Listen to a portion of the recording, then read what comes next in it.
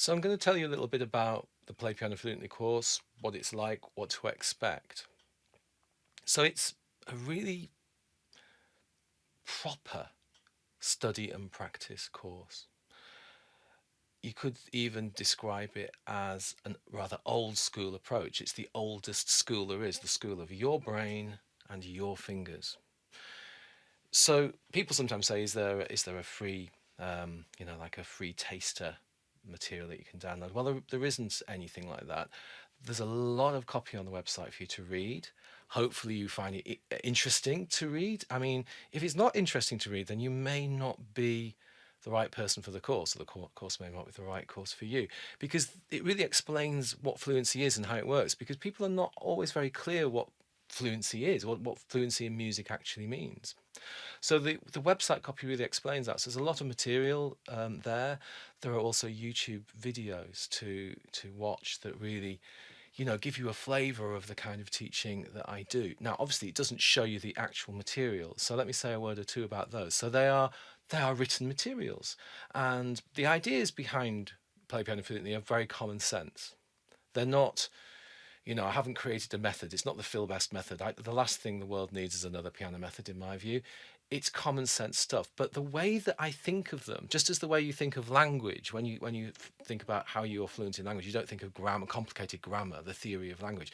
So when I play music, I don't think of complex theory. So the way that I explain these common sense principles and elements is important. It needs looking at. So what's the difference? Well, it's kind of much more non-linear. There's far less density of theory in my course. I mean, it's some basic common sense principles and elements, as I say.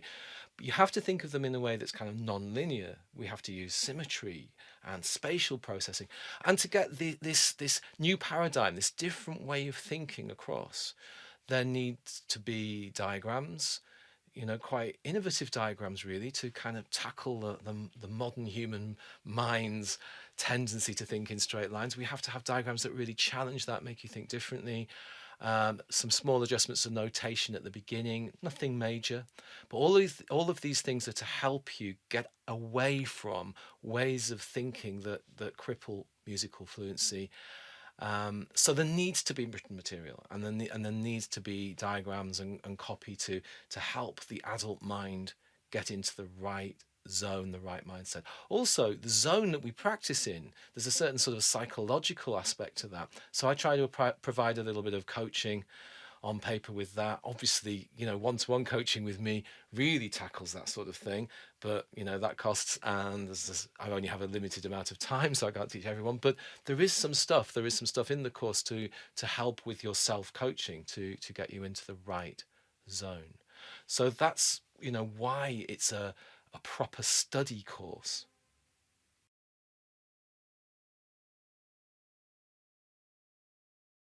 So as I say, it's kind of the oldest school there is, your brain and your fingers. Anything else, like, I don't know, gimmicky apps and show and play stuff, keyboards with notes that light up, the sort of thing. Lots of fun, but it doesn't actually lead to fluency. Now, I believe that the practicing that you do on my course is more fun. And the reason it's more fun is because it's expressing yourself, it's coming from within.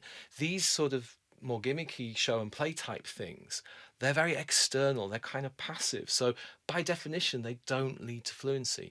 Fluency comes from your inquiry, as I say, your brain, your mind looking deeply. You already have an inner musician. If you listen to music, you enjoy it. So you already have an inner musician if you do that. And a lot of the work that you're doing, as I say, is inquiring into experiencing that in a new, more conscious way. So this is why you need to actually apply your mind and do the practice, do the work in a way that comes from you. It can't just be passive.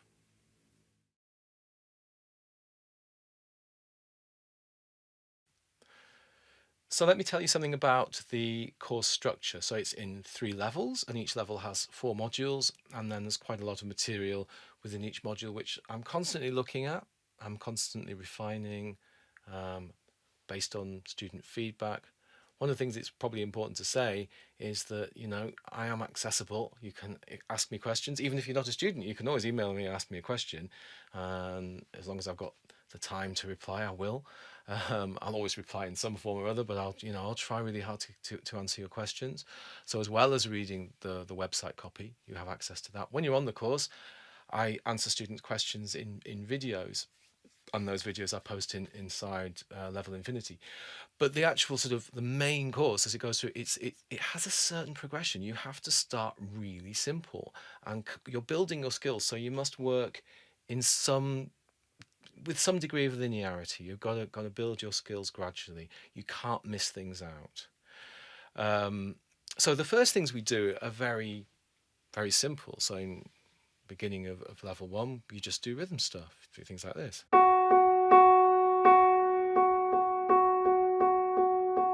Then you might go on to 2 notes.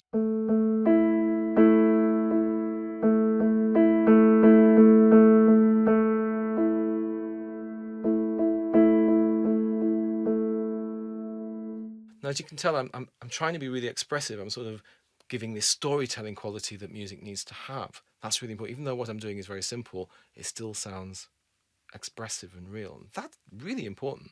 It must never sound like this. That's just no good at all. So then you move on to playing some little tunes.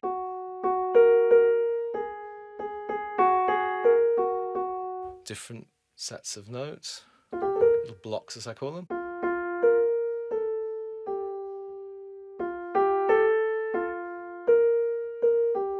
And the idea is that at every moment you're intending what you play. You're hearing it on the inside, yeah? And you are playing the rhythms and the tonal sounds that you mean. That's what fluency is all about. Then we start to get some harmony going.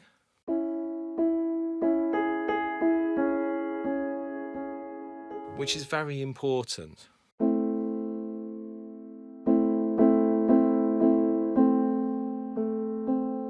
So we spend a long time really learning all the basic blocks of harmony, and then we expand them across larger areas of keyboard. And then eventually much larger areas of keyboard.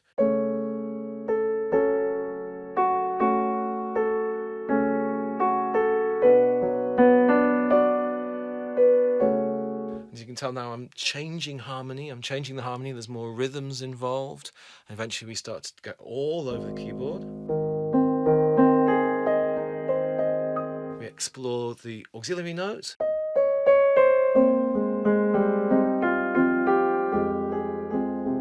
Style doesn't matter. You can ignore the actual style of the music I'm playing. You play in your style, and there's nothing, because music's so huge, isn't it?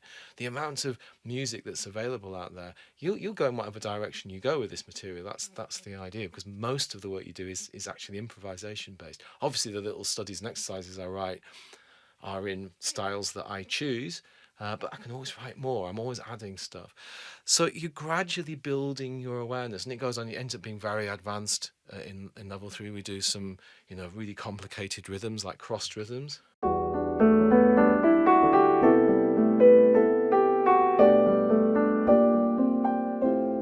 Things like that.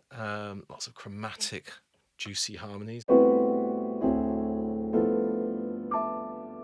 Putting it all together so that you have a grasp of the language of music that you can then go on and into the world, as it were, out into the real world, lifelong learning, and play with it in whatever way you want. And this is why, as I keep saying, it's not some kind of passive show and play thing.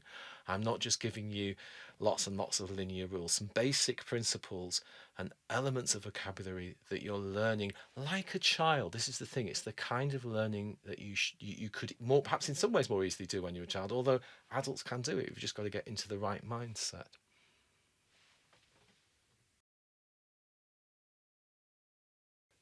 So as I say, you've just seen me play, and I think this is an important part of it. It's not, just enough to have the materials. It's very important to have the written materials so you don't confuse what you're doing with prior learning, that you get this new paradigm, this new way of thinking that's necessary for fluency to happen. But actually just seeing me doing it, so each video is clearly linked to that part of the course, that practice that's happening at that level in the course. So you see me doing the kind of practice. Now that doesn't mean that you should copy what I do, as I've just said, but it is nevertheless really useful to experience watching me actually doing it. Although you might not be able to literally see every note that I'm playing, all of that is explained in the PDF materials. And even if you could, it wouldn't help because you'd be perhaps tempted to be too passive and just copy me.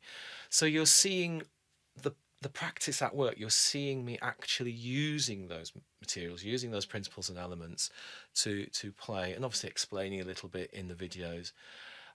So it's a tiny bit of coaching, a lot of basic demonstration to help you do your practice, and that's it. Basically, that's how the course works. If you've got any more questions, you really can ask me, or you can, ask me something in the comments section here, and I will do my best to answer your questions.